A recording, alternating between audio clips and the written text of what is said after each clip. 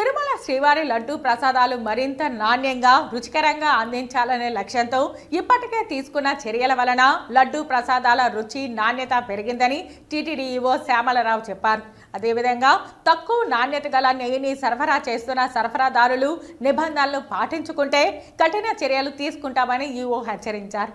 తిరుమల గోకులం విశ్రాంతి భవనంలోని సమావేశ మందిరంలో మంగళవారం ఆయన మీడియాతో మాట్లాడుతూ లడ్డూ నాణ్యతపై ప్రత్యేక దృష్టి పెట్టామని, నాణ్యమైన నెయ్యి ద్వారా లడ్డూ నాణ్యత పెరుగుతుందని నిపుణులు తెలిపారని అన్నారు. ప్రస్తుతానికి అడల్ట్రేషన్ టెస్ట్ చేసే పరికరం టీటీడీ వద్ద లేదని త్వరలో ఏర్పాటు చేయనున్నట్లు తెలిపారు. ముడి సరుకులు, నెయ్యి ప్రొక్యూర్మెంట్ సిస్టంలో కొన్ని ఇబ్బందులు ఉన్నాయన్నారు. నాణ్యమైన నెయ్యి కొనుగోలుకు సంబంధించి 4 ప్రముఖ డైరీ నిపుణులతో కమిటీ ఏర్పాటు చేశామన్నారు. ఇందులో ఎన్డీఆర్ఏ విశ్రాంత ఆచార్యులు డాక్టర్ సురేంద్రనాథ్, హైదరాబాద్కు చెందిన డాక్టర్ విజయ్ భాస్కర్ రెడ్డి, ప్రొఫెసర్ స్వర్ణలత, బెంగళూరుకు చెందిన డాక్టర్ మహదేవన్ ఉన్నారని చెప్పారు. ఈ కమిటీ వారం రోజుల్లో నివేదిక అందిస్తారని తెలిపారు. క్వాలిటీ నెయ్యి కోసం టెండర్లో ఎలాంటి అంశాలు చేర్చాలని ఈ కమిటీ దిశానిర్దేశం చేస్తుందన్నారు. నెయ్యికి సువాసన చాలా అవసరమని, వీటి ద్వారా రేటింగ్ వేయడానికి నివేదిక ఇవ్వాలని కమిటీని కోరినట్లు ఆయన చెప్పారు. ప్రస్తుత సప్లయర్స్ని పిలిచి క్వాలిటీ నెయ్యి సరఫరా చేయాలని సూచించాం. కొన్ని సంస్థలు హై క్వాలిటీ నెయ్యి పంపిస్తున్నారు, మరికొన్ని సంస్థలు నాసి రకం నెయ్యి అందిస్తున్నాయి. ఓ సంస్థ అడల్ట్రేట్ నెయ్యి ఇస్తున్నట్లు, వెజిటేబుల్ ఫ్యాట్ కలుపుతున్నట్లు NABL టెస్ట్లో తేలిందన్నారు. టీటీడీకి సరఫరా చేస్తున్న నెయ్యి నమూనాలను క్షుణ్ణంగా తనిఖీ చేసేందుకు National Accreditation Board for Testing and Calibration ల్యాబొరేటరీస్కు పంపినట్లు తెలిపారు.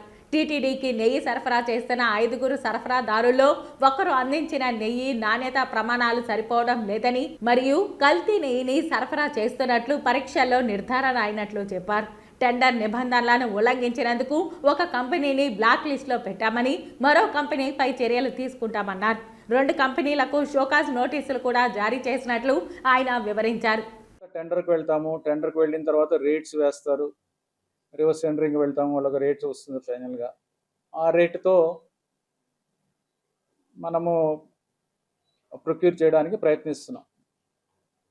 ఆ రేటు కాంపిటేటివ్ రేట్లో అంత అంటే దీనివల్ల ఏంటంటే క్వాలిటీ ఉన్నా లేకపోయినా ఈ సర్టిఫికేషన్స్ పెద్ద ఉపయోగం లేదనేది ఒకటి అబ్జర్వ్ చేశాము. ఏంటంటే సర్టిఫికేషన్స్ అందరికీ ఉంటున్నాయి, కానీ యాక్చువల్గా ఆన్ గ్రౌండ్ వాడు చెయ్యగలడా, చేసే కెపాసిటీ ఉందా, లేకపోతే బయట నుంచి తీసుకొచ్చి ఇచ్చి మనకి సప్లై చేసేస్తాడా, అంటే ఏదో సబ్ కాంట్రాక్ట్ లాగో లేకపోతే వేరే దగ్గర కొనేసి మనకి ఇచ్చేస్తాడా అదే గీని అనేది మనకి డౌట్స్ రావడానికి అవకాశం ఉంది. ఎందుకంటే వాడి దగ్గర కెపాసిటీ, వాడుకున్న క్వాలిటీ అవన్నీ కూడా అసర్టైన్ చేసే సిస్టమ్ లేదు.